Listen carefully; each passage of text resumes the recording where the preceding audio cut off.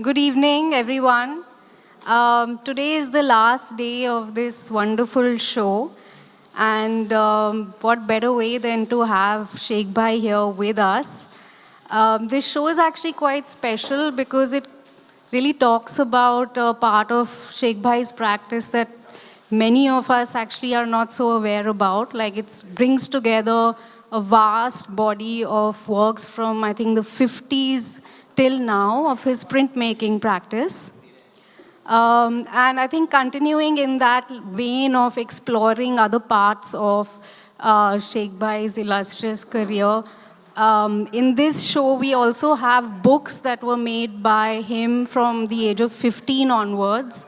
A lot of them are his stories, are poems that he's made. And so keeping in that same vein of exploring other parts of his practice, we also have, today we have this program by Sheikh Bhai. He's got his Gujarati buddies with him, so once they get together, they keep talking. He's speaking Telugu. Okay.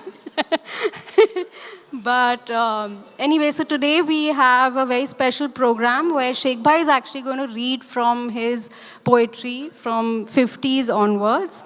We also have Prabodh Parikh and Naushil Mehta, both who are great poets and writers in their own right.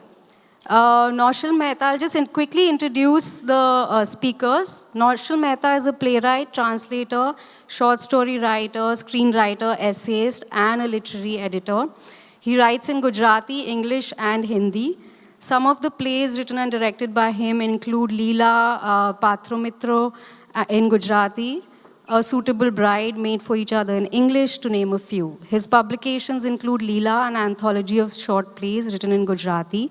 He is currently the co-editor of ETAD. Prabodh Parikh is a Gujarati poet, short fiction writer, and visual artist. His book, Kaunsman, represents 30 years of his work in poetry, Gujarati poetry. He was awarded the Best Poetry Collection of 1993 to 1994 from Gujarat Sahitya Akademi and the GF Saraf Award for Best Gujarati Book in 1992 to 1995 for his work. So this program, I'm first going to call Prabodhji to start the program. Thank you. You have a mic. Is it on? Yes. Well, it's wonderful because just a few minutes ago, a nice-looking, one delightful girl came and said, "Gulam bhai, I like your work very much." I said, I said, yeah, I look, I mean, there is another man who looks like me, Mr. Modi, but that's another story. Or Perrier, maybe. But I'm Prabodh, and good to be here. Yes, it's all about Gulam, and not about any one of us this evening. And because it is about Gulam, it's about all of us. We have been a witness to his journey from 1963. I was barely 17 when I saw that Sukh Lakdi, a guy, I mean, didn't impress you at all at 87. How can he look so handsome? When he was such an, not to be looked at guy when he was that age. Had just come from a small, but not that small place in Saurashtra. And he was in Baroda, and we were made to say, that's Gulammmohammed Sheikh. And by that time, we had read his poetry extensively because it was a kind of a radical breakthrough in the world of Gujarati poetry. And we will have reasons to see that when he reads those poems and when we converse around it.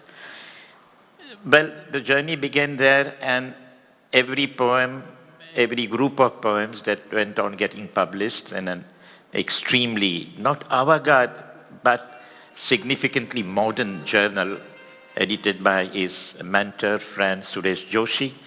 And we thought that is Charles, wrong impressions, but they were there. We thought this is Baudelaire in Baroda. Then we thought, no, this is Rambo in Surendranagar. And then we thought, no, this is Gulammmohammed Sheikh in Baroda. And that is how we discovered the remarkable freshness with which those poems were read by the fellow Gujarati poets.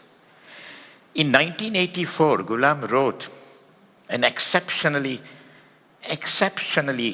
brilliant, path-breaking kind of a, account of his life as a poet in a journal which was published by Umashankar Joshi, where he talks about the entire bourgeoisie tradition of Gujarati poetry and how it has addressed itself only to the languages of the elites, languages of the, the cultivated, and therefore alienating itself from the real world of what Gujarati language has to offer. And he was extremely uneasy with that experience of belonging to that tradition. And he uses very harsh words for saying that. At the same time, he also talks about those languages and speakers, the discourses, that are there all over Gujarat, which doesn't have any space for his presence. And that is where he felt that it's time that he addresses to these questions. But it required a lot of courage. It required courage because it was radical enough not to be registered as what one is used to as reading poetry. And he said he will do that courageously. It took some time to come out with that powerful, raw, and absolutely language that takes you into the region and makes you travel into it. That's the journey. What happens afterward is what Gulam will be reading out. But suddenly, in 1973-74, this went on. I mean, Gulam was writing this poetry from 1958, actually. And then it gets published from 61, and we read him from 62. And then suddenly, Gulam is not visible. You feel that something is not around. Not because he has completely given himself to the visual arts, but because he's doing a kind of an inner journey, I like to think, that journey that required to explore and recover the language of his childhood. And that language required to be spoken in a world which was rather hostile to that world of childhood. The hostility, as we all know, is quite taken as a virtue in our times. Hostility towards the language of those who come from different regions, different groups, different identities, and so on and on. But let's not get too political about it, because the journey is still that of a poet, not of a concerned, committed political poet. Not with an agenda, not with an ideology, but with something of a commitment to what the words have to offer. And then he writes quite ruthlessly, I would say, about what words are, what do they do, and what it does to him. And he calls them, he gives up galis to all the words. That's the right word. He abuses them. He says, this is what they do to me. This is what they are. A rand, this avishya, And then it suddenly turns to himself. After having abused the kavis, he puts himself into that place and allows himself to be abused fruitfully, creatively, engagingly with words. And that's where his poems happen. I'll not say more later on. Naushil and I will have... I would just like sure, please. Here, Yeah. If, please give me order, yeah. I was introduced to Gulam Bhai's poems in a very different manner. I learned Gujarati late. It's my mother tongue, but I stayed away from Gujarati-speaking people for a long enough time to have forgotten Gujarati. So around the time I was rediscovering Gujarati, I came across a book of poems. That book of poems was called Athwa. I thought the book wasn't a book, it was a work of art. I had till that point in time never seen a more beautifully designed book of Gujarati poetry. And of course, I have it, he gave it to me. And reading the poems in that book, I believe it's on display over here, that 70s edition. Is it on display here? Okay. Anyway, I can give you a reference to it. The invitation card that we have shared on WhatsApp for this show, one of the illustrations in that book is on that invitation card. That was a self-portrait done in the 70s. So, the blacks are black in that book. The whites are perfectly off-white of that natural paper, shade paper that you use. And the poems. I want you to know that after Sheikh Sahib has written the poem, what shape it takes is of as much interest to him. How it is published is of as much interest to him. And it stays not only an interest, actually an obsession that continues till today. Now, Sheikh Sahib, please, shall we begin to read? Tell us a little about your journey. It is difficult to think aloud about something like 60 to 70 years. Kind of play with language, play with expression.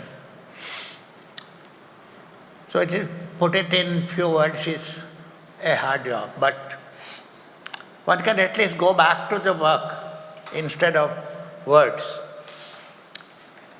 For me, poetry came in number of ways.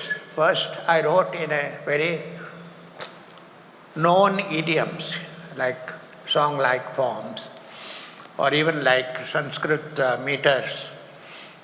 I went through the grill, and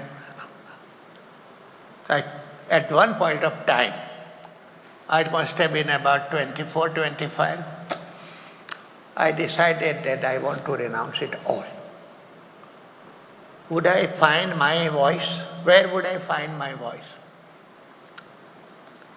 Same time, I also felt that I had painted which looked like my teacher's work.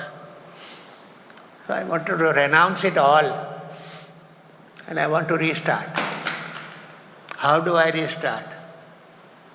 One way was just to madly paint. Paint and paint and paint. So for almost a whole year, 1960 to 1961, I was crazy. Fine Arts College had given us a place for 24 hours. Our studios were open. You can go any time. So it was like living there and painting. Similarly, Suresh Joshi was my mentor, Gujarati writer. And he published a journal. I contributed to that. But Suresh Bhai introduced us to world poetry. Rilke, Baudelaire, Mallarmé, Neruda, Paz. This is the 1960s. And our minds were fired to such an extent that we would not accept anything below a certain mark. Suresh Bhai himself used to say that you must read them and know what they have done. And whatever you do, try to reach somewhere. But don't make compromises. It can be hard, it may not be appreciated, but you must continue to strive for possibly the best. I don't know whether everything came out in what we did. I did a lot of paintings. In those days, I remember Prabodh, I used to work and I almost produced 200 paintings, and my first show had about 100 works. First show in Bombay, in JNAF Gallery. Who also continued to write. But how do you write? Where do you write? Where do you begin? And it all begins with the self. You have to ask yourself what you want to, what you want to do, what you want to make out. So I'll read one poem of 1960. 1960 when I was 23 or 24. I will read some Gujaratis because there are a lot of people who perhaps are not Gujaratis. But some poems I'll read so that you get the taste of Gujarati. But my Gujarati friends know my poems. So I'll read many English translations. એવું થાય છે કે આ થીજેલ કોપરેલ જેવી પોષની ચાંદનીને મસળીને આખા શરીરે ઘસું તો મારા શરીરમાં ઠરી ગયેલા જ્વાળામુખીઓ ફરી ઉગે. એવું થાય છે આ ધૂળના વધેરાયેલા અંગોને કોઈ આદિમ વેદનાના દોરે સીવું તો ફરી એકવાર પથ્થરોને વાચા ફૂટે. આ વેરાન ઘાસના હળો પર મારા દેહના ખેતર ફેરવું તો કદાચ ચામડીમાં ચાસ ફૂટે. આ હીરાના જગજગાટવાળી રાત પર શૈતાનના ફળદ્રુપ ભેજાના લોખંડથી મઢેલા હથોડા ઠોકું તો એની નીચે ભરાઈ રહેલા ઈશ્વરોને કરોળિયા થઈ નીકળવું પડે. ટાઢા બોળ ત્રાંબા જેવી પૃથ્વી પર સૃષ્ટિના પ્રથમ મંત્રને લીટી તાણું અને ગુફાના અંધકારમાં દટાઈ ગયેલા સમયની કરચલીઓને મરેલા સૂર્યોને ટાઢક ચાંપું તો ફરી એકવાર મારા વન્ય પશુ ઊંઘમાં છંછેડાય. અને that is very strong. So I will read, I don't know how good it's translation, but this translation is, I don't know the name of the translator, but anyway. Let me knead this chilly moonlight of posh, frozen like coconut oil, and rub it all over my body to arouse my extinct volcanoes to erupt again. Let me stitch the slaughtered limbs of dust with the strand of a primeval pain, so the stones may start speaking again. Let me roll the farmlands of my body over the ploughs of this desolate grass, for the furrows to sprout all over my skin. Let me strike blows with the sledgehammer of the iron of Satan's fertile brain on the bespangled night glittering like diamonds, so the gods hidden beneath may crawl out like spiders. Let me draw the line of the first mantra of the universe on the copper-cold earth and scald the wrinkles of time buried in the darkness of caves with the chill of dead suns, so my sleeping brutes may rouse again. This was the first. There was a poem about which my guru, Suresh Joshi, he picked up this poem, and in those days when I was 24, wrote an appreciation. So for me it was a great, what you call it, prasad. It was my guru's prasad, he wrote on my poem. I will read that poem. I will read some Gujarati poem, not everything. પિત્તળની ચામડીનો બોધો રણકાર ચૈત્રની હવામાં ડુસકા ખાય છે.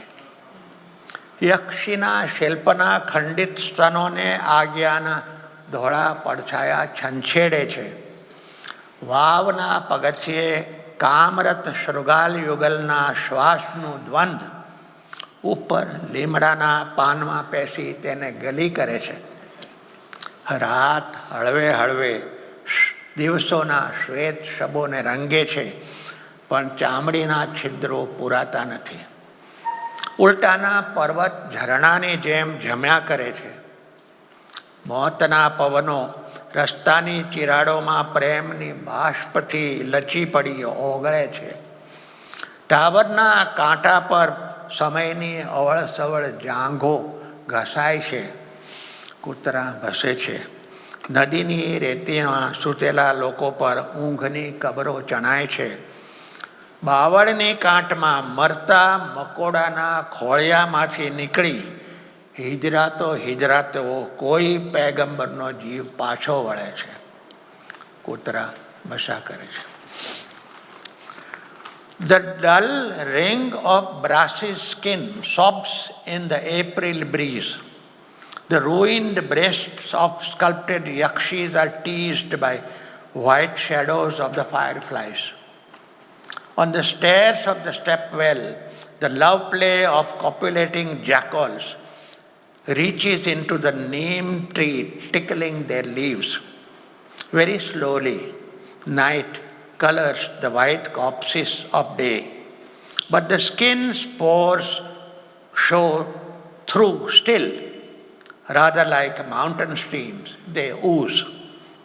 Winds of death overladen with love's vapors melt into cracks on the roads.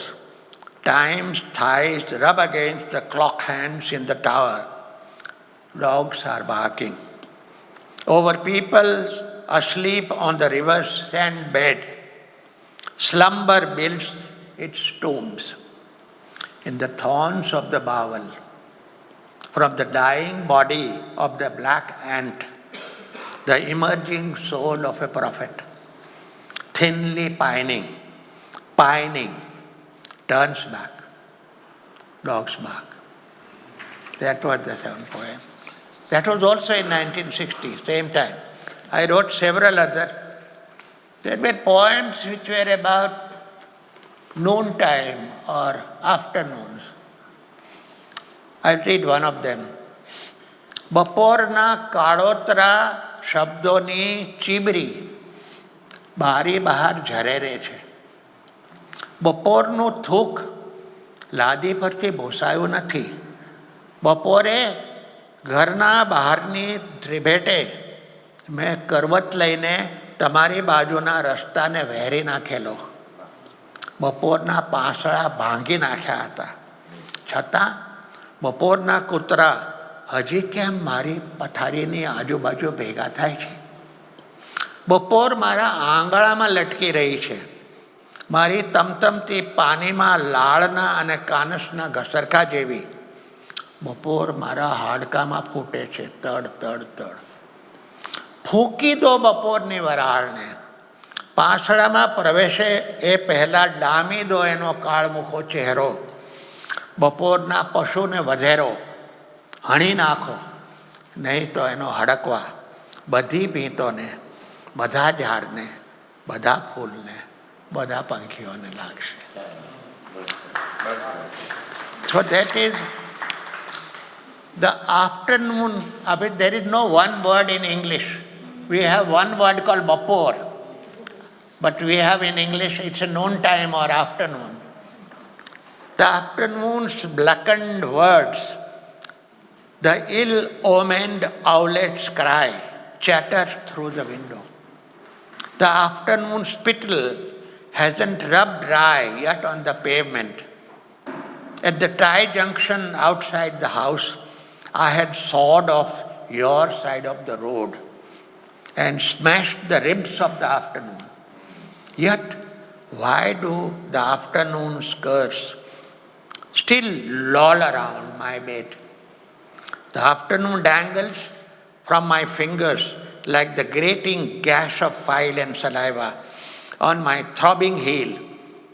Boom and boom again goes the sound of the afternoon exploding in my bones. Blow the afternoon's vapor off, I say. Brand its deathly face before it enters the rib cage. Sacrifice the beast, kill it, or else its rabid germs will blight all the walls, all the trees, all the flowers, and all the birds. That was one. There is one poem called, this follows, if I move a little further, a year or two, it's called Orpheus. I will not read the Gujarati. કૂતરા વગરની વસ્તીમાં વાંચો કે નહીં? થોડી કૂતરાઓની વાત, we can move on to the... It's a longest Orpheus one. was written 63. 63, 2 વર્ષ પછી.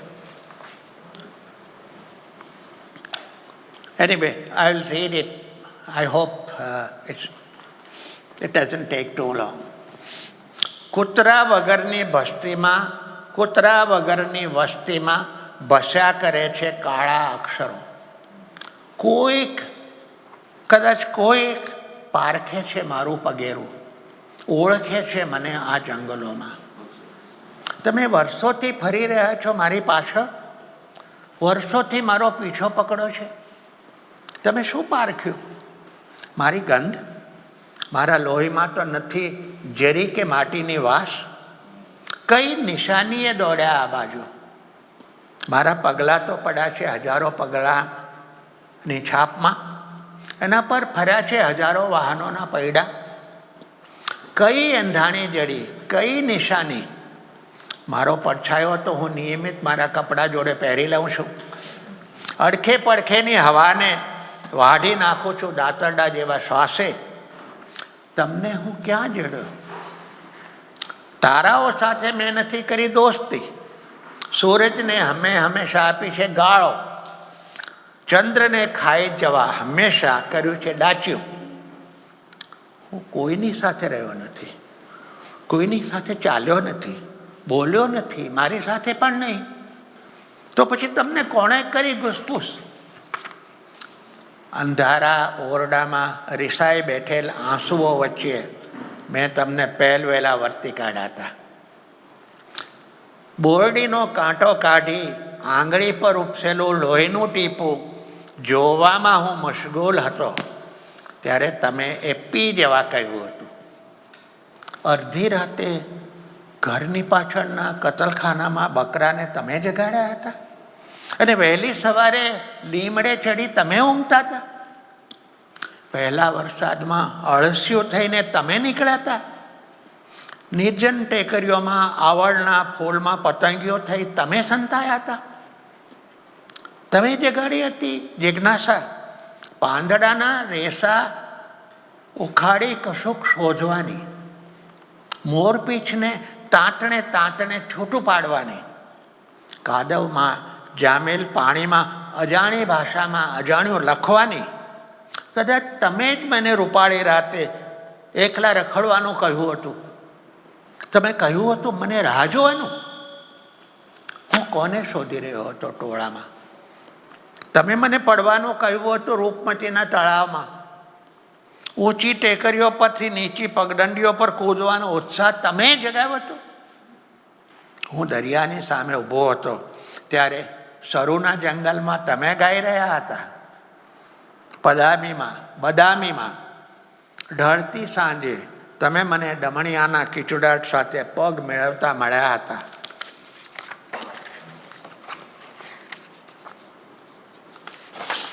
પણ તમે આટલે લગી મારી પાછળ આવશો અને તમે જ આવશો એની ખાતરી નહોતી. છતાં તમે આવ્યા. પણ હંમેશ તમે મારી પાછળ કેમ ઊભા રહો છો? તમારું મોં તો બતાવો. This is called, shall I read the English? Yeah. This is 63 years before. 63. Yes, 1963. Orpheus.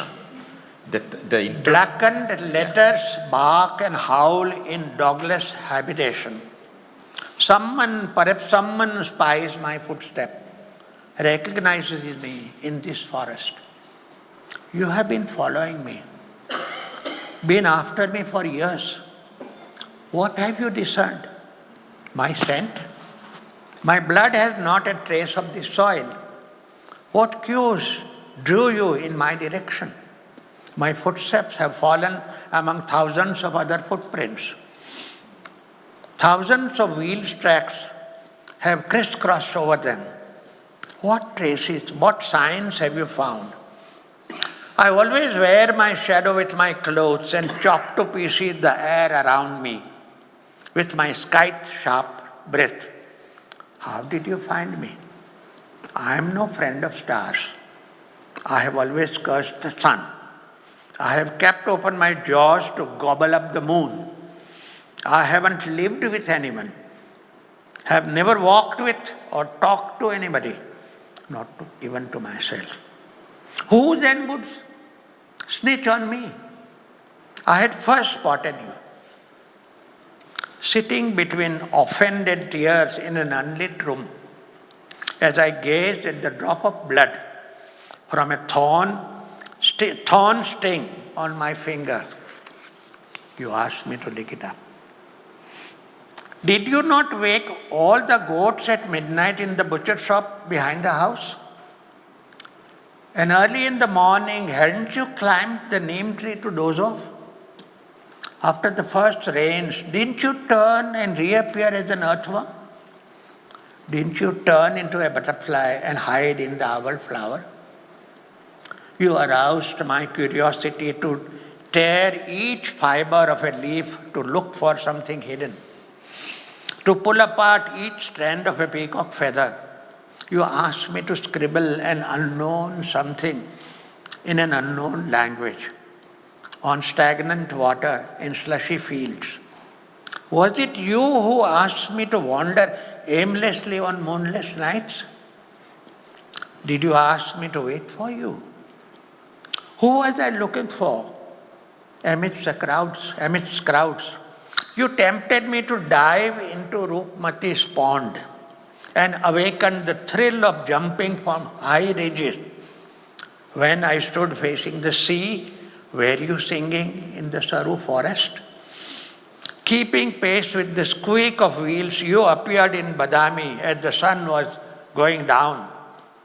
But how was I to know that you, and you alone, will come this far following me? And yet you are here. But why do you always stand behind me? Come and show your face. Wow. Anyway, I will skip this poem. So that is the first phase of great anguish in the 1960s, in my youthful.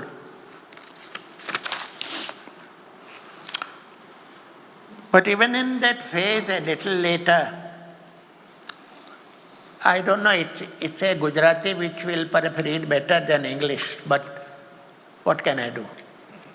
I will have to. It's a poem, it's a bird which you can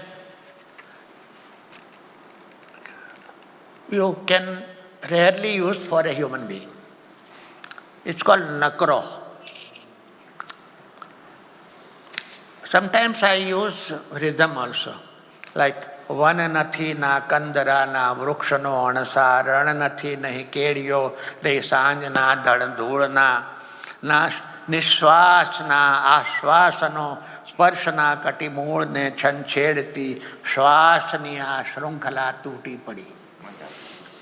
સ્વપ્નના નહીં શબ્દ ક્યાં સરખી જવા કોઈ ભોમ કાંઠે બારી નથી ઉપર નથી નીચે નથી ક્યાં બાર ચલિત ના મરુતે વળી આકાશ આથમણું ઉગમણું રોજની જેમ જ વેલાયું.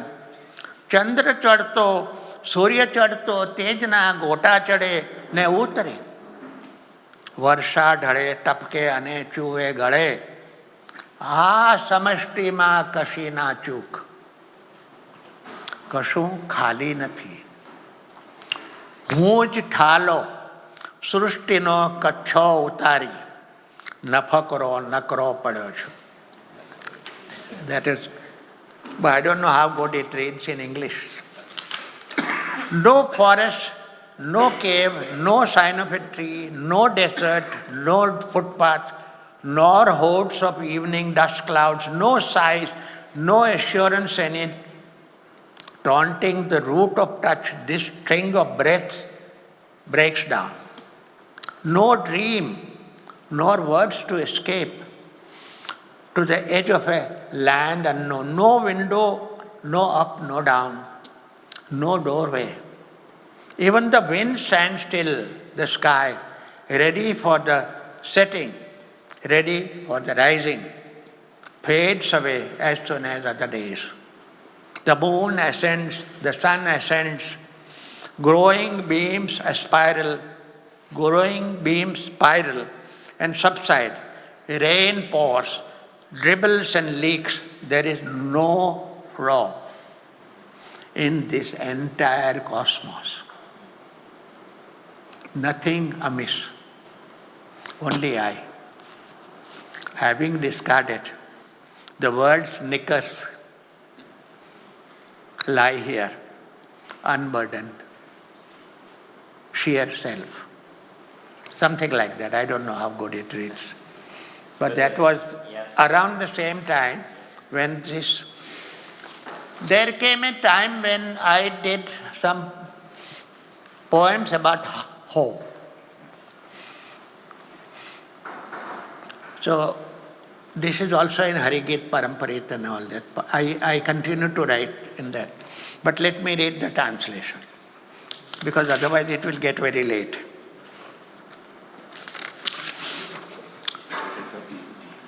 Leaving, so the tone is different now. It's about which period is it? Can it say?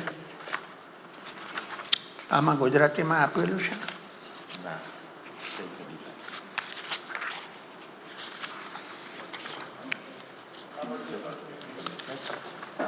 It's 77, which means I was 40. 40? બરાબર.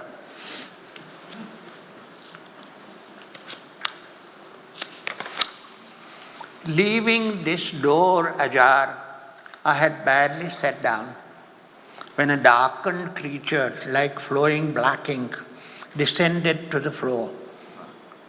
The housemaid gently tapped her broom against the wall, and the flowers from the curtain came scattering down. This solid cement house now decaying, its broken tiles, its caving roof, and I alone. Like trembling sparrow chicks, drops of light keep slipping. The door shakes, windows crouch, treading softly, I take off from this house. Treading softly, I take off from this house to enter that one or the next, and the one next to that one, further into the one I haven't found yet. Overhead, the fierce bull of a sun, with sword-like track piercing across, and these growling hills and trees eager to swallow it whole. Far on that other side, the whole town, the same one, yet again. It never leaves me. All those houses relocated in and out of, and those winding paths, and the dust, the sunshine, the trees, people, neem, and owl. The tower and the spate of walls, the mosque, the butchery of the graveyard, the butchery, the graveyard, the numerous foot tracks and people standing on each of them. There is mother here, here is father, brother there, and friends over there. All the nooks and corners of changed houses. Here is where I had said, this part still damp, warm. There all the foliage of the green, smeared with dreams. Behind compound walls, winged horses in flight, and a row of prophets spreads out. Just as the dirt track widens, its pointed edge goring the horizon. Doors shrink, the windows chatter open with a bang.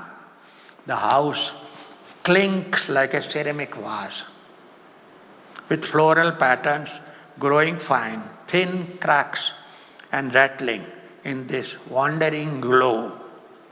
And all around, a sheer abundance of sunbeams, rushing in, settling drop by drop in my eyes.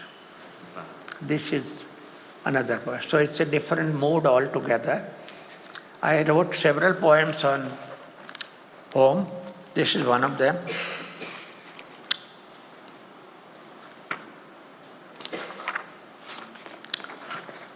So there comes a poem in... Bolo? Most of you may not have known that Sheikh is also equally a brilliant Gujarati prose writer. And this idea of home is prominently there in some of his finest piece of Gujarati prose that you can ever come across. And it's called Ghair Jata, and the ghar, and now reads the poems on home and all that.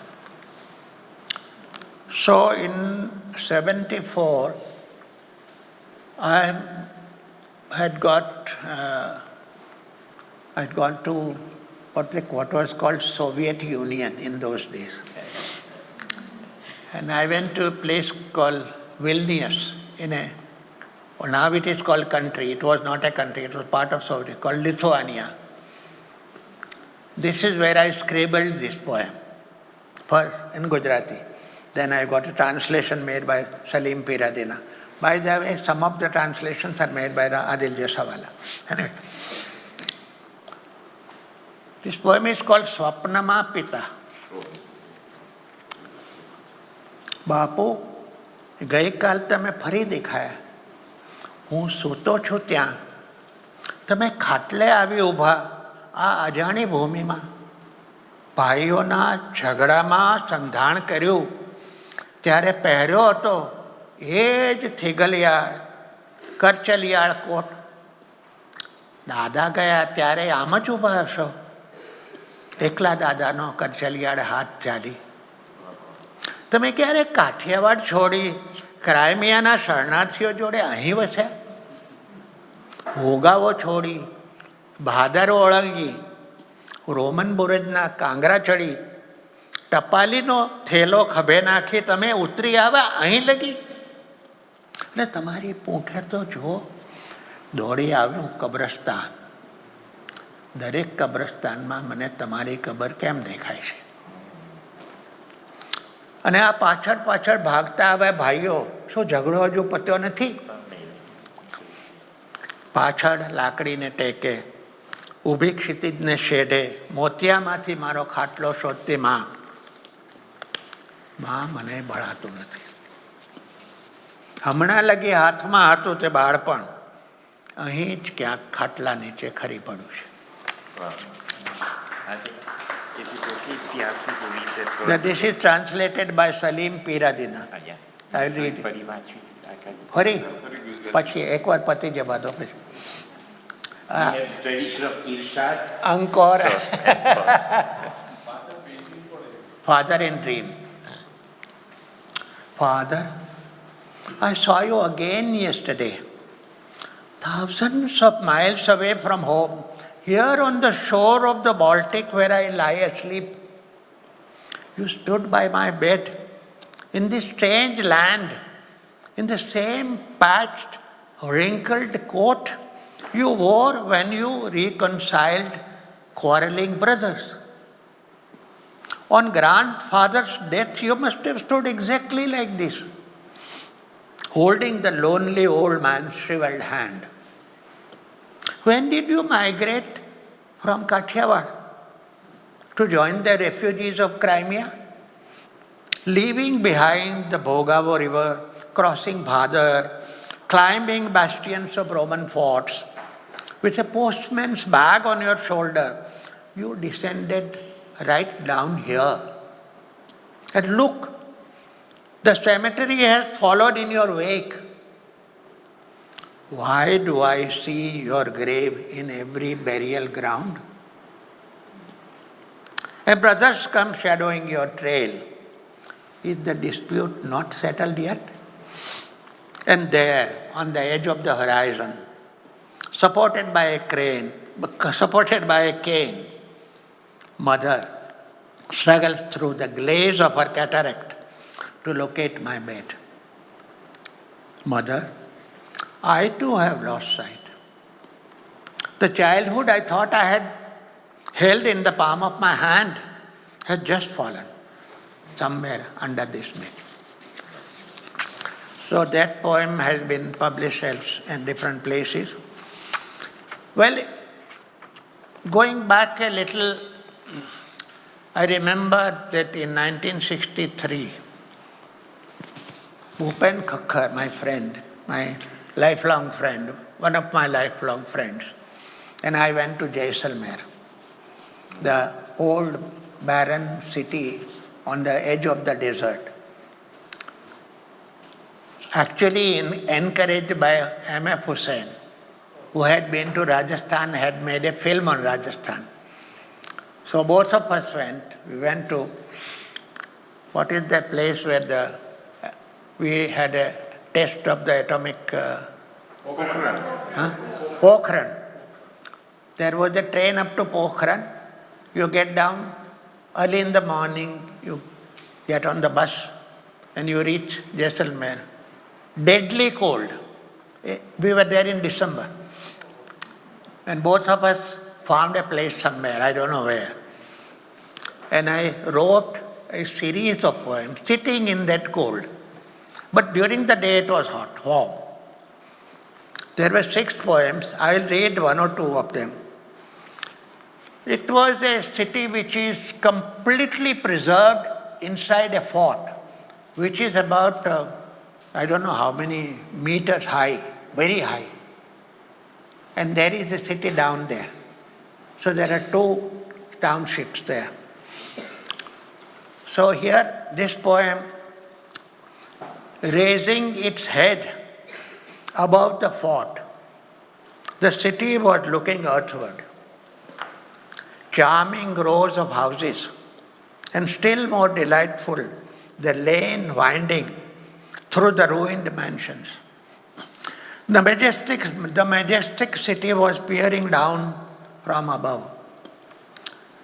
Then came camels trumpeting funnels of dust, grey, brown, swift-footed camels taking the town as if by storm. And on their way out, hauling away the fort on their backs. Speechless, naked, the city stood outraged, hesitated for a moment, then shamelessly went after the dust spirals. I will read 1 poem in Gujarati, the rest will be in English. There is 1 poem, I won't read the English translation, I'll read only Gujarati for my Gujarati friends. Tapyo tapyo suraj bare mukhe ane dhadyo to thari gayo bare lokne. Reti soi rahi anath vadada nasi gaya lag joi. નપુસક તારા હસી રહ્યા ત્યારે રણને છેડે બેઠેલા બધા ઘર ભરેલા ઊંટોને કાંધે નાખી ચાલી નીકળ્યા. પોઠો પડી વેરાઈ રેતીમાં પાઘડા સ્વારોના ચિરાઈ ઉડ્યા ખવાયેલ પક્ષીના પીછા જેવા અને અજખુલ્લા આદમી ખુલ્લા મોઢે ગળચી રહ્યા રણની કાંટાળી હવાને. So it is the city, the township, that is the main figure, main character, in this poem, all the 6 poems. So I am not reading the translation in order to proceed further. I will read the poem number 5 in English. So what does the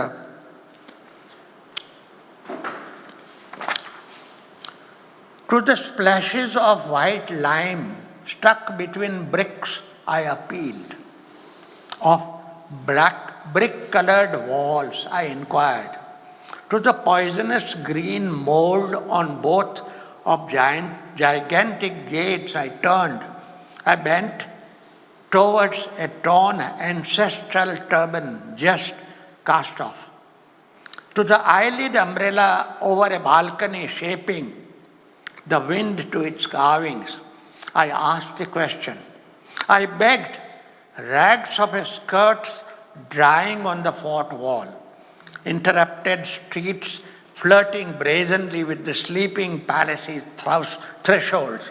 I gazed into round eyes encircled by drying wrinkles, faced the dried earth bearing thistles.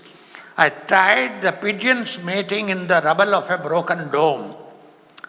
As afternoon broke, the questions all fell to pieces. As eventide came, silence flooded me in a flash, flowing upon my nostrils as I looked tenderly in the direction of the early popping stars. Two quick pigeons locked themselves in my eyes. This is number 5. Number 6 is there, but I'm not reading. After that, I had gone to Samarkand, this town in Uzbekistan, with a varied history. And there again I found images which are similar to mine. Samarkand, I had imagined it dusty, dotted with clods and cliffs, breaking into pieces, colliding with wayfarers, then rising like an anthill, or bleating like a camel lost in the desert. I found it this winter evening frozen in the snow, half real, half mirage. Avenues of chinar along the route, caravans of Sikandar, Changiz Khan, Taimur, the falling of leaves, the clanking of weapons, lines of prayer like the shadows of ruins in Registan. A translucent green rock of jade limps along Taimur's grave, squares of light like the teeth of emperors, sharing chunks of meat in the museum, carpets with patterns of clotted blood, embroidered flowers the size of watermelons. Buildings stand tall and erect, dressed in the reverberations of Allah's voice. Sand runs amok on Uzbek woman's face. It is a lie. The torso in Ulugh Beg's grave, his assassins had taken his head.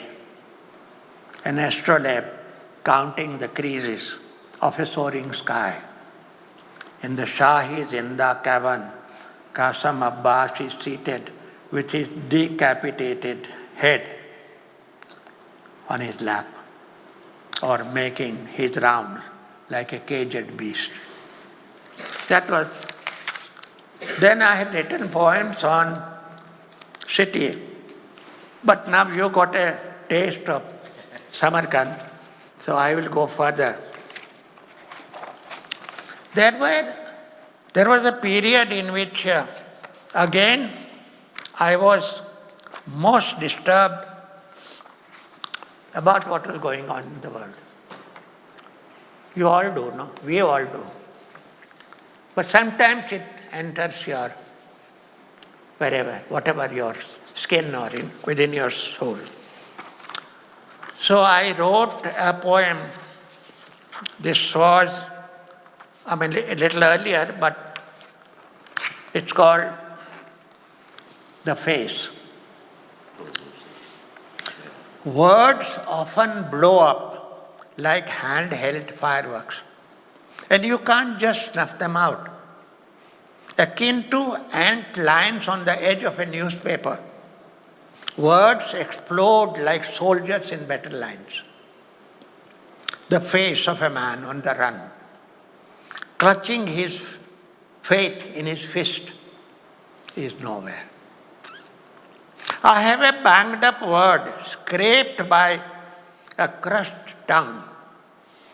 Using it, I set out to find a surviving face. I scour all corners of newspapers, claiming to present the world.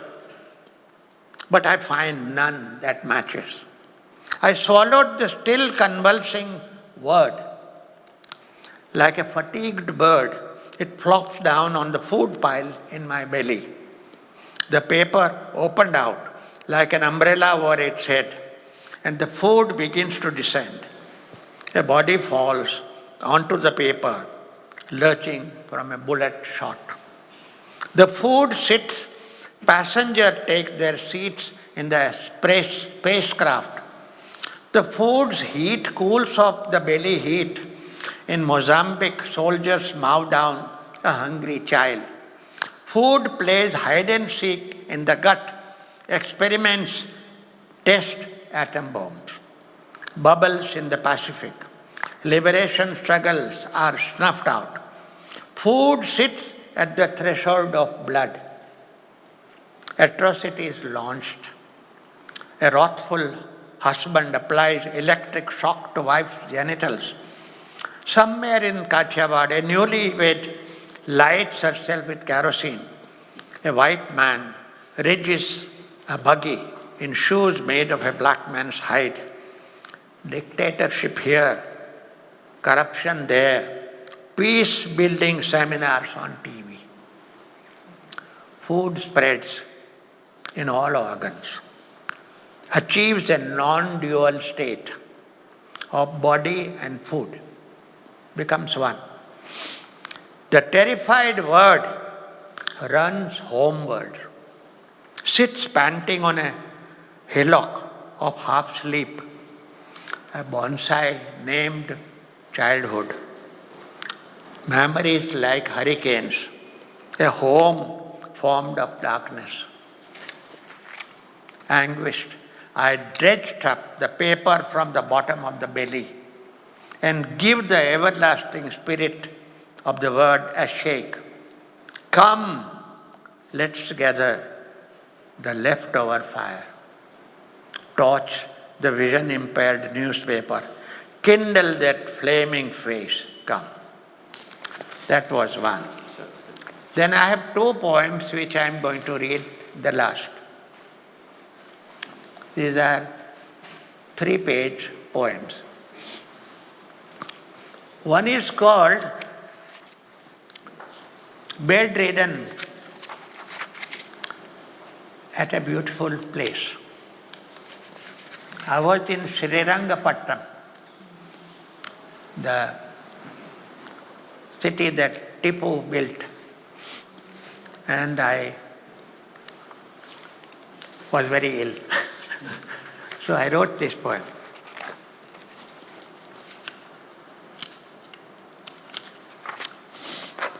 Bedridden in a place of beauty,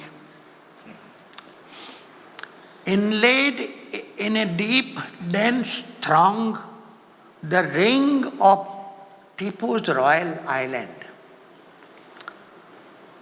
By the window, a raw, vaginal Kaveri, Kaveri is the river, great river, flows along, shimmering like the sky, striking gusts of wind against the waters. About halfway down the middle, arrow-sharp rain hits glistening flashes on the current. Slivers of moonlight or fish? Look, a kite got away with one. Or is it the shadow of a branch? All this fodder is only for the healthy. In my world, circumscribed by bed and bathroom, I must swallow, beside the prescribed pills, the glare of a tube light, a sticky bulb, a sickly bulb, the meeting of lizard and its prey. Swaddled under 2 blankets, my hands and feet recite yesterday's events by rote.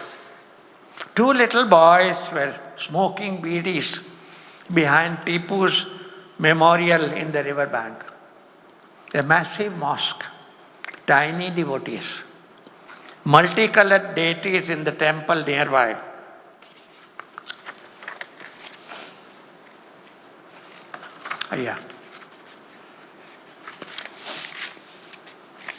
In a corner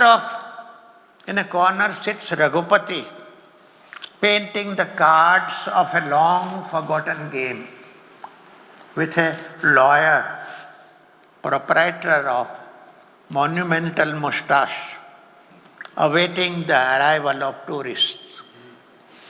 On the walls of the Darya Daulat Palace, British residents of aging graves in the cemetery, having infiltrated the ranks of the enemy, march in lockstep.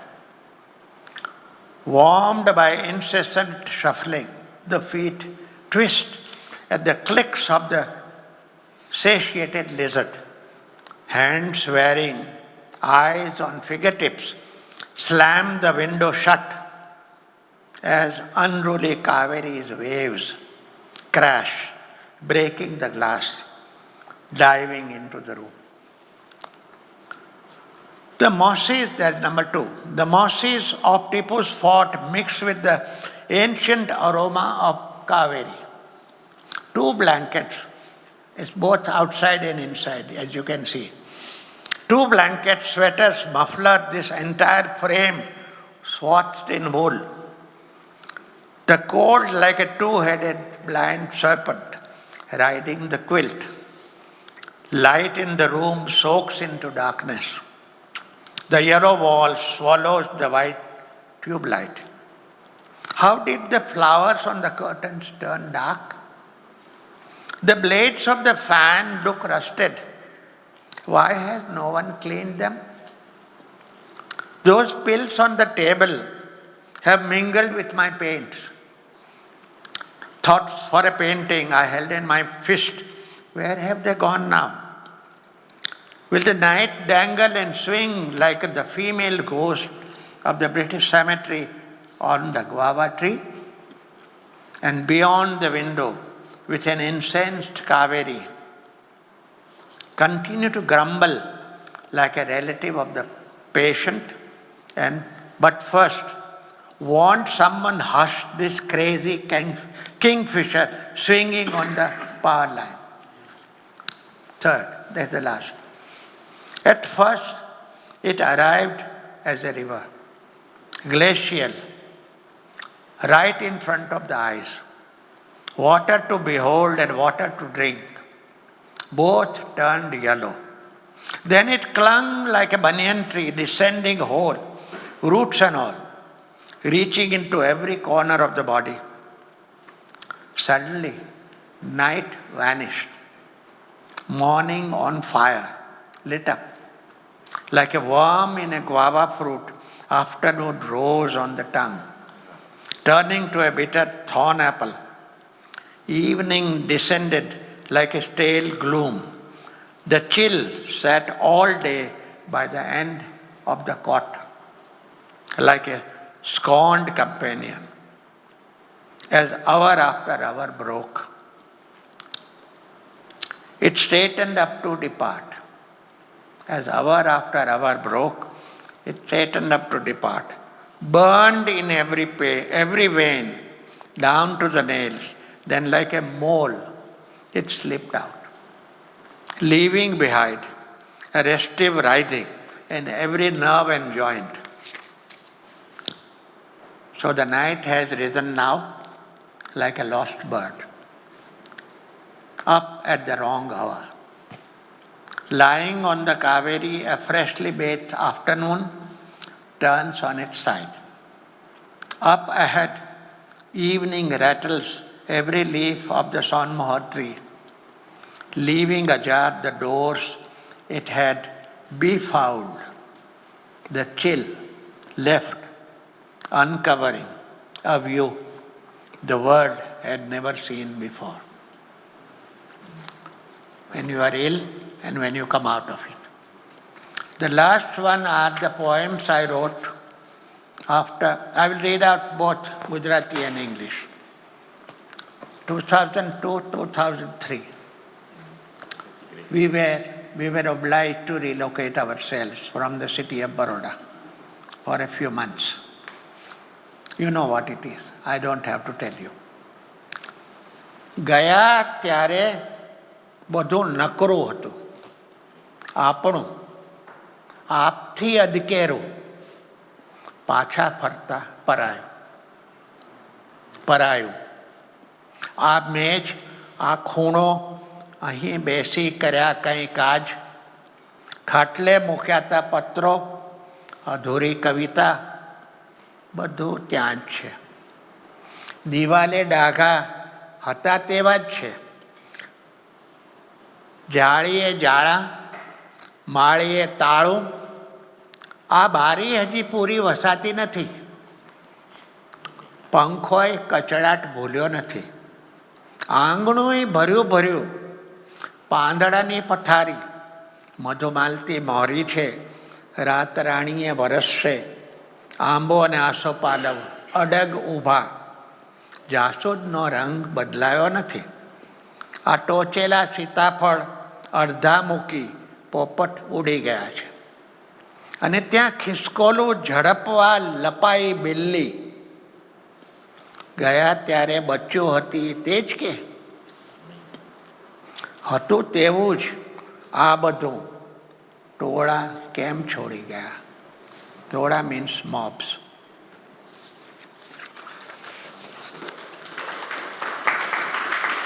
Second, this is in 3 parts. ટોળા તો ગયા, ઘર હજી અકબંધ, પણ વાસ છે નહીં. તાળું ખોલતા જ ફોયણે ચડી, આંગળેથી આગળે, નકુચે લબડી, જાળીને સળીએ સળવળી, દીવાન ખાને ઢોલીએ ઢળી, ઠરી ઠામડે, ચોંટી બધે ચીકણી, હવામાં હણહણી. અને હજી બેઠા નથી ત્યાં તો વાલથી ગોઠવેલી દીકરીની ચોપડીઓમાંથી અક્ષરો ઉતરી પડ્યા કીડિયારે. માના ઘરડા પટારે પૈડા આવ્યા. મોલેલાની મટોડી માતા ઉતરી ગઈ પગથિયા. ને આ ગોદડા ને ગાદલાય ઉપડ્યા. વળગણીએ ધ્રુજતી ખીટી ઢીલી થઈ ઢળી. ને ટીંગાતું ઘર લુગડાનો ગોઠો વાળી અમને નોધારા મૂકી ઝાંપે જઈ ઊભું. આ 2. અને ત્રીજું છે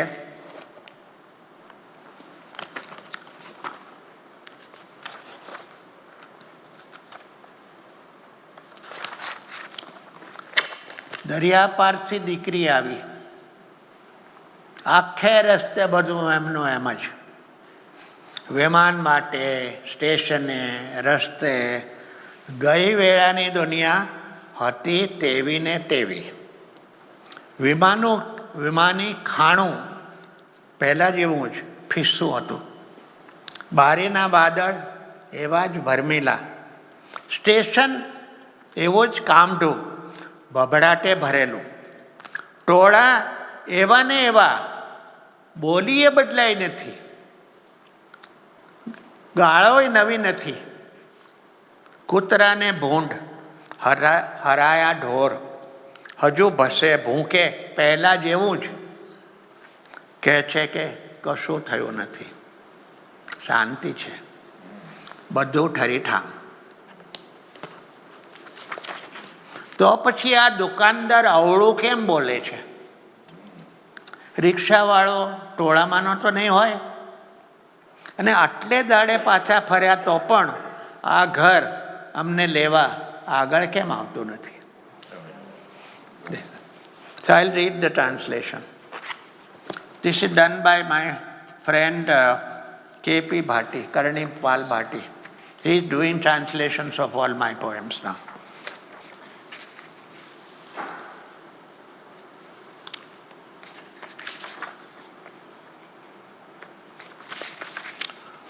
On our return, when we left, all was whole, ours, even more ours than ours. On our return, it belonged to others. This desk, this corner, the work done here, letters left on the bed, that unfinished poem, it's all there. The blots on the walls are exactly as they were. The cobwebs across the screens, the lock to the loft, this hard-to-shut window, the ceiling fan hasn't forgotten its crackle. The foliage in the courtyard blossoming, the honeysuckle bush in bloom. The Ratarani scent will surely shower down tonight. The mango and the ashoka trees stand anchored stiff. The hibiscus hasn't lost its color. Itinerant parents have flown away, leaving half-eaten custard apples dangling on their stalks. And that cat leaping at a squirrel. Isn't it the kitten that was around when we left? Why did those mobs leave all this just as it was? Second, the mobs have gone. The house stands unscathed. But as we unlock the door, what is this smell that shoots up the nostrils? Leaps from fingertips to latch, dangles down from a ledge, undulates by the window screen and bars, lounges on the sofa, on the cot, settles in utensils, slithers and slides, and whinnies in the air. We had barely sat down when letters climbed down in ant formation from the books our daughter had arranged on the shelves against the wall. Mother's old trunk grew wheels, and the earthen idol from Molina walked down the stairs. And now, these mattresses, quilts, the bed linen, too got up to depart. That wobbly dowel that held the crossbar and bore the weight of clothing keeled over. And the dangling house bundled up all our clothes into a roll, took off to stand by the gate, leaving us orphaned. Third, daughter returned from overseas. All the way home, nothing has changed. On the plane, at the station, on the road, the world of yesterday was just as it was. The food on the plane was as insipid, the clouds across the window as elusive, the train station teeming noisy as before, the crowds too, their lingo unchanged them. Even the dirty words are the same. Pigs, dogs, strays, bark and bray as before. Nothing at all has happened. People say, there is peace all around.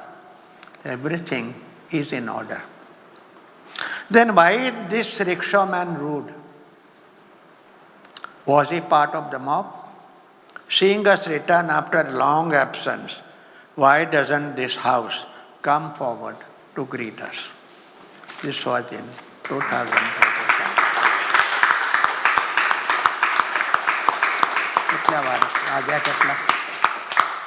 Have we done the right time? Oh my God, too late. No, yes, please. Oh. Despite the fact that I cut down some of them. But was it all right? Karnipal Bhati is translating my poems both in Hindi and English. Hopefully next year, both collections will come out.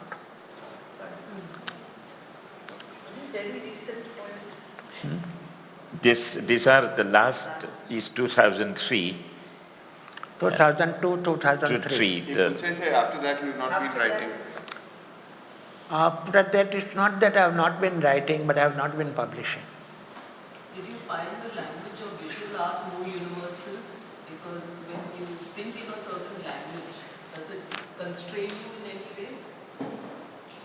No, I had to find a language to correspond to both the emotions as well as the events. So that language had to be different than the kind of language I had employed earlier. It's a straightforward language, but I want to make it as minimal as possible, not to overflow. Keep it to minimum. So I chose the image of the house, and I thought that that would be the best thing to do. Every poem demands its own language. Whether you employ it or not, but it does. So you have to work it out in some way. In one of his remarks in the piece that he wrote for Umashankar Joshi about his creative process, he talks about how the akruti, the form, when it was given to him because he studied arts. So it came to him. He didn't study poetry. So every poem was an invention of a form which was not good enough because it demanded something which had no precedence. He hadn't mastered any grammar of that. While he had mastered the grammar of, form, he struggled with both, as we know when he looks at his visual practices. And in his poetry, it always remained tentatively, invitingly, dangerously on the edge till 1974. I mean, I like to think that.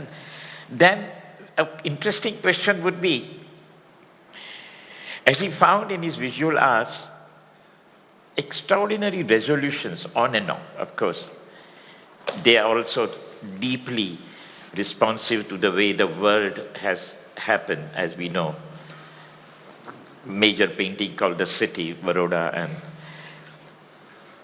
one would like to ask him, has he found his Kabir in his poetry?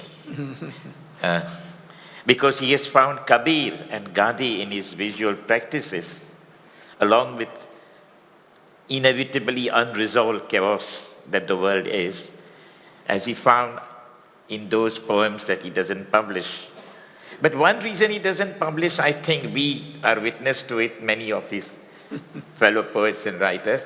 He is with us in a workshop, and for 4 days he's not available till the evenings, of course, as all of us are waiting for evening, the drinks, remember.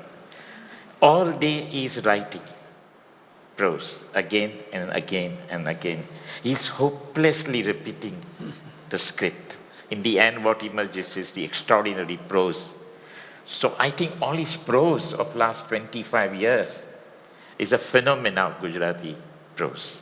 And so the poetry is kind of, Sauki Ben, the stepsister for a little while. No, not really. There you are. But Naushil, anything to... Yes. Actually, I have been interacting with Sheikh Sahib at a very different level. I have designed his books.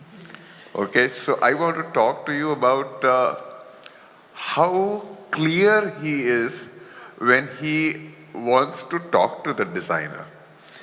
He will say, you give me font size 13, 13 and a half, 14, 14 and a half, 15, 15 and a half, and 16. The same text. Compose a couple of pages with that. Keep different leading for this thing, and I will tell you what I want. So this is a man who is very thorough about whatever he is doing.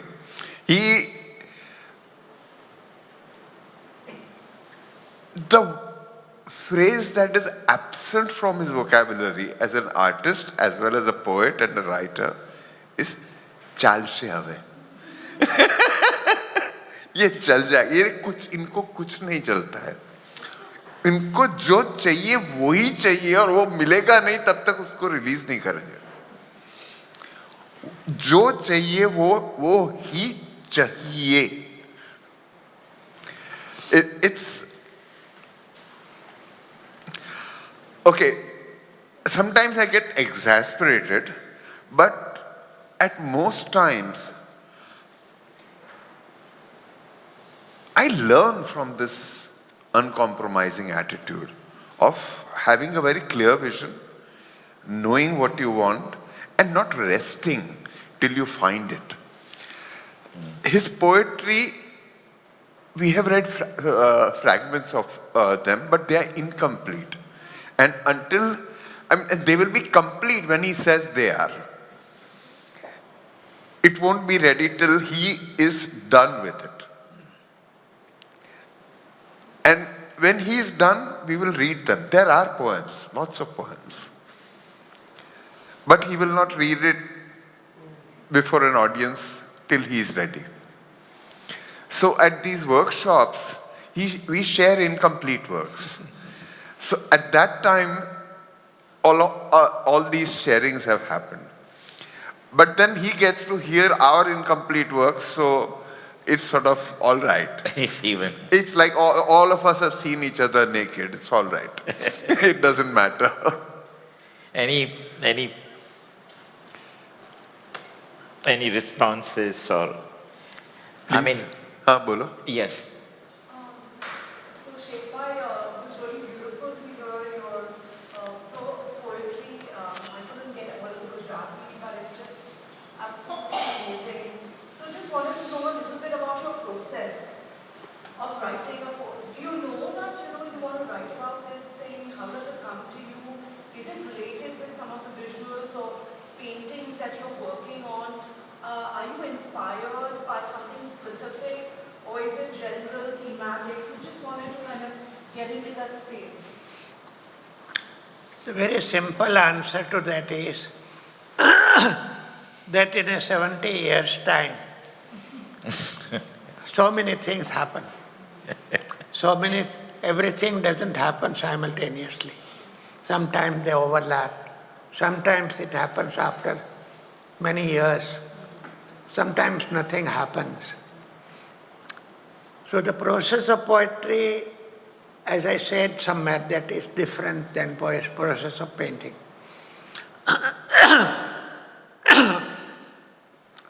You see, painting requires you physically with your canvas or whatever you are working on, sometimes for 1 year, sometimes for 4 years.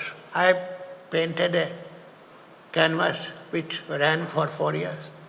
City for Sale was like that, So what you write a poem doesn't take that time. But what I do, I write a poem, I draft it, then I reread it, I rewrite it, and my process is to see it as many times as possible until I get published.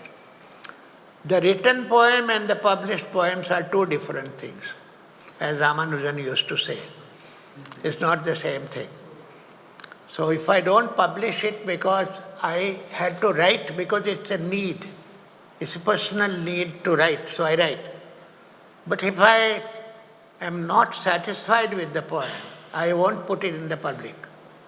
It's all right with me, it's remain there. But the process of poetry is very complex. It's not very, sometimes there is a word, just one single word that rankles in your mind, and you are surrounded by that word. It chases you wherever you go. And that it builds around a series of words and series of experience. Sometimes that word has come out of an experience, and that experience again chases you. And so, but I'm putting it rather simply because it doesn't happen every time. Sometimes the words remain rankling you and nothing comes out. You don't know how many poems had to be torn off, how many paintings had to be destroyed, because you never see them. So you have to bear this all together. And eventually find something which you find that which is worthwhile, then you put it out. So don't take Gulam as an exemplar for the work that you're doing. Because it will never, it will take a lifetime of 70 years of being at it. We have been taught, we have learnt it, we have gone through the grind and all that. So that's what has become part of our life. Yes. I also see what Sheikh Sahib just said about destroying works and tearing up poetry. To arrive here at this level of success, imagine the extent of failures with himself that he has felt during his lifetime. Please remember, he has torn up more work than he has published. He has destroyed more of his paintings than he has shown. Let us congratulate Sheikh Sahib for never giving up. Sheikh Sahib. Thank you. Shirin. Here is Sheikh. Are you as uncompromising about translation? Like how involved are you with your translation? Shirin, I have waited for a good translator for so many years. And unfortunately, we do not have good translators in the language. I know he is a very good translator, but he himself is a writer and poet. But I'm not a poet. Not a poet. Taking so I often work with the translator, so that if there are some nuances which are missing, then I can point it out to them. But you have to finally accept the word that the translator has used. What can you do? It depends upon whether it works or not. When it goes out into public, then you would perhaps know it. Or if it goes to a good translator and if he tells you that this is right or this is wrong, then you would know. I would not know it myself. I would often go back to original. Because the original is a different story altogether. The translation is another. It's somebody else's child also. But you have to work.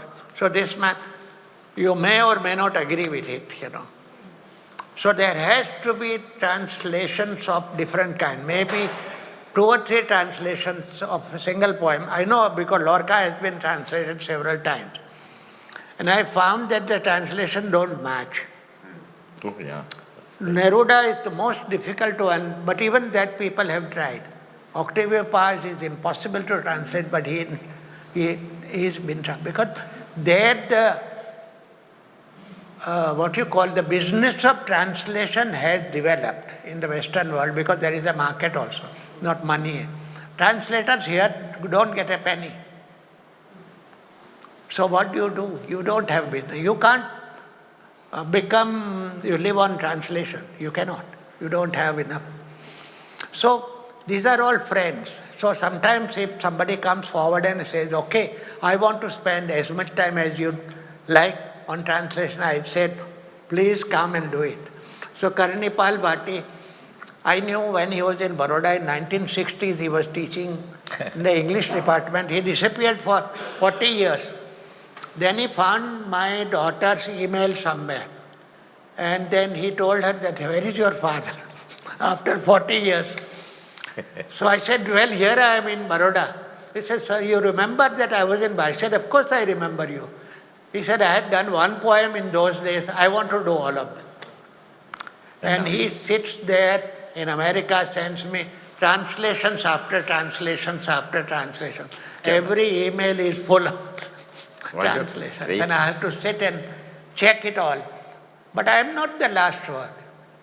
I have to show it to somebody else also, So that is how. But it's an ongoing process. Translation is never complete. Also language to language. Sorry? It could be Gujarati to English, it could be Gujarati to any other language. So Gujarati into English? any other language. Hindi, but they won't work well. Gujarati, Hindi. He is also doing in Hindi. He is from Rajasthan, so he knows Hindi very well. Hindi, my poems have been translated earlier by Some very good translators have, Adil Jasawala was there, Salim Piradi now. They were all good friends and who translated several of my poems. Hindi has been translated by several people, Girdhar Rathi, Manglesh Dabral and all this. So they are there, but they have not been collected. So now there is an opportunity for both the collections to come out sometime next year. Let's hope. Yes, Roshan. Bye. I was wondering, you were talking about translation and the text being matching to the original. Why can't we regard the translated text as a separate entity altogether? It has a link with the original. It doesn't have to match the original because the language material is not sufficient. So let whatever translation that you like and you approve of, even though here and there it doesn't match, except philosophically, maybe there's a link and there's a vibration there. So to accept the translation as a separate entity, I think will please us all. Good Let's stuff. see. Well, at one level you said that translation is an impossibility. Because when you read the original, you feel that how can it carry all these things? But most of the literature of the world is in translation. We have read our Tolstoy, we have read our Dostoevsky, we have read our Marquez, all through translations. So there is a place for translation. It's not that translation is impossible. I say one should try. It may not be a final text that can be other translators, other translations. So there could be text upon text. But I don't know how many people. I've always been saying, and I've been banging my head against Sahitya Akademi for a long time, saying that this country has people who speak more than one language. Everybody speaks at least 2 languages. Some speak 3 languages, particularly those who are on the border area of the region. If you are living in Kasargod, you know Malayalam, but you also know Kannada. And some of them, then you speak Hindi at home or you see Hindi cinema. So you have 3 languages. Then you have learned English at school, which means 4 languages. I said the best to invest is in those people who live on the border areas. And train them, give them opportunities, get the best translators, to come and, interact with them so they can improve their translation. But koi sunta nahi hai. Hota nahi hai. These are all people who are doing on their own. We have Rabi wanted. Gulam bhai, that was just wonderful. The last 3 poems, the picture still reminisces in my mind of the house, what you talked about. To me, it seemed, what do you feel? It's a very complementary thing to your paintings, where you're drawing a picture which is static, and there are certain things which are emotions or certain senses which are changing. Have you anything in terms of what you have written, and have you painted also something along those lines, which complements either the painting or the poetry? Poetry complements the painting, or the painting complements the poetry? No, I started writing my memoir around the time I was painting. In 1969 to 73, I made a painting called Returning Home After Long Absence. And I started writing my memoir around the same time. So there was home involved in both of them. And that painting and some parts of writing have overlapped. But as I said, painting is an entirely different business than writing. Completely different. You work, I don't know how to explain it. It's like a different sense. Or it's like you work with different limbs. It's like that. It's not the same thing. So you pass through different channels. It's not 2 veins or 2, bloodstream. They are totally different sometimes. But sometimes you never know. They overlap. So what do? You are in between. You can enjoy reading a painting and you can enjoy picturing the poem. It's an invitation that we all end up doing, sometimes not very well, but looking at his work makes you want to, quote unquote, read it, you know. It's not necessary, but anyway, we can... Listening to Gulammohammed just made you imagine something which was like a painting, which was like a movie more or less, animation. He reads enviably well. Not, Behind the screen. not fair. It's not fair. You no business to read so well your poetry. And, you know, have in a Bombay evening 80, 90, 100 people mesmerized. Well, not all of them. Don't get it too wrong. Amazing, I think. But we should, it's getting to be 7:45. Thank you, my dear. Chalo bhai. You're Okay. brilliant, absolutely.